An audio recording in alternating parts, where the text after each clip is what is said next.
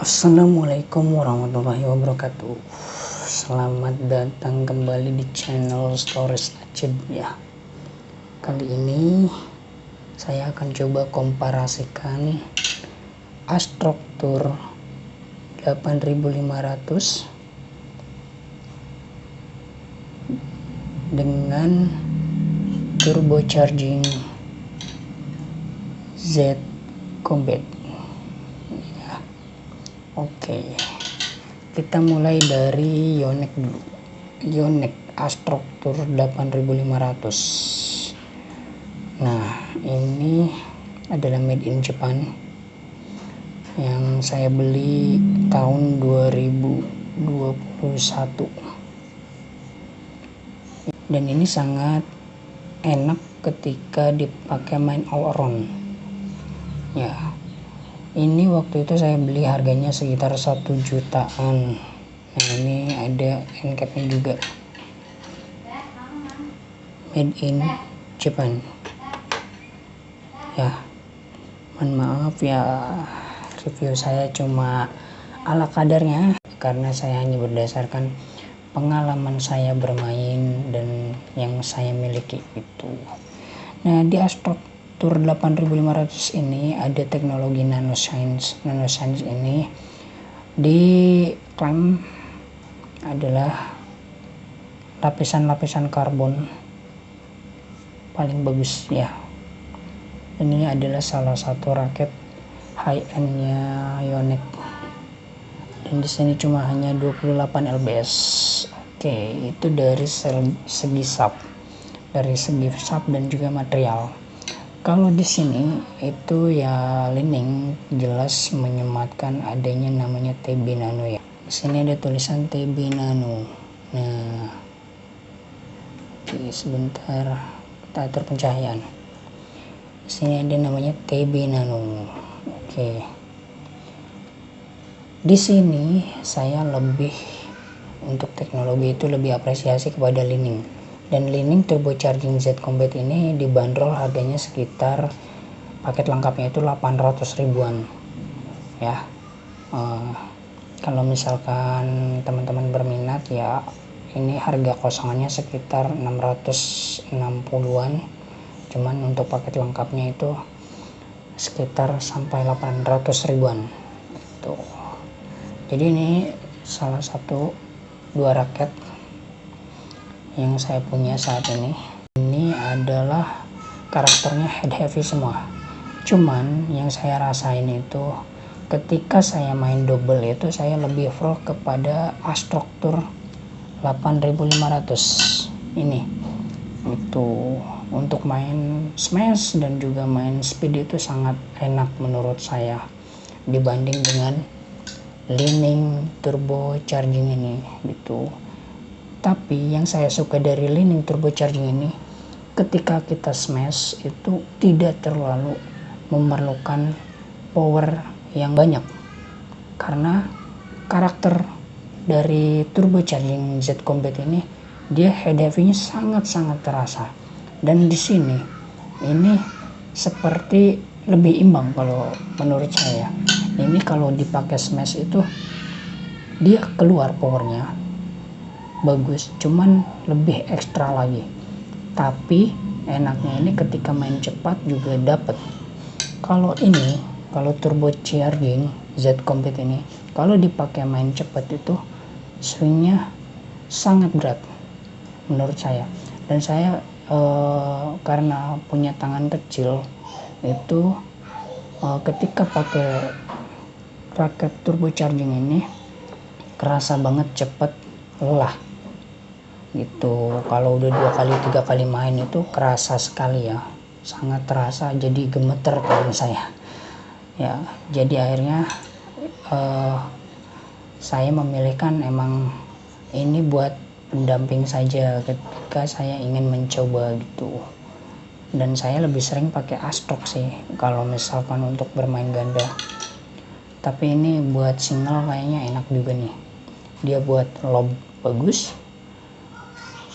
Kalau yang punya power lebih itu lebih baik ke boost ya, jangan ke combat, karena combat ini dia lebih ke flex dan lebih ke flex gitu.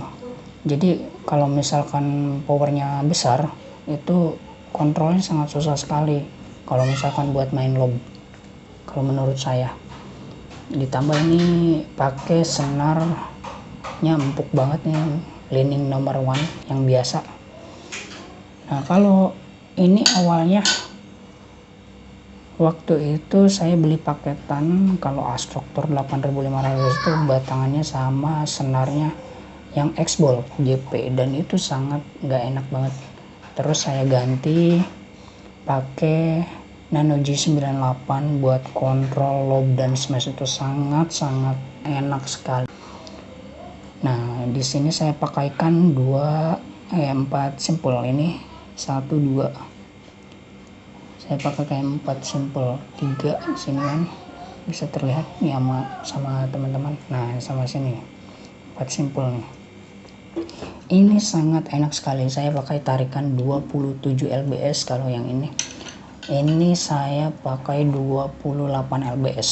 Itu masih sangat kerasa terlalu empuk, jadi kurang enak buat main netting, itu bener-bener kurang enak.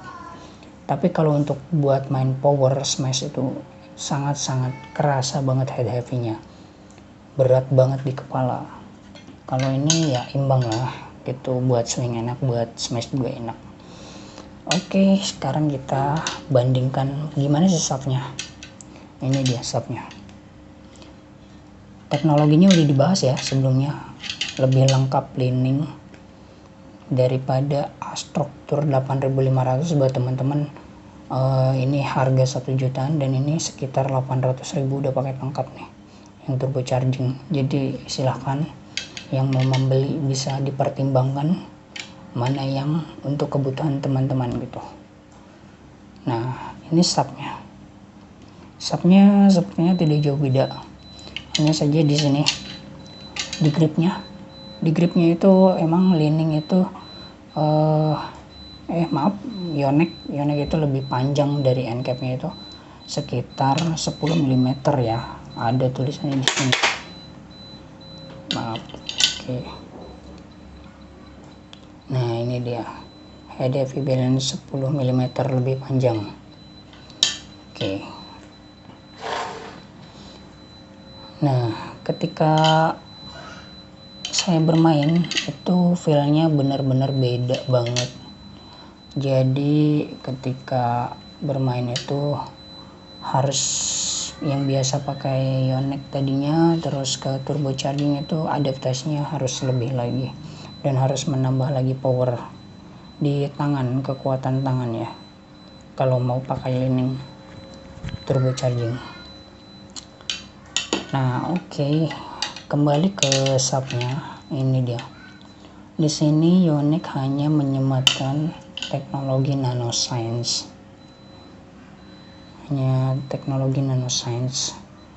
Di sini udah nggak ada tulisan apa-apa lagi ya.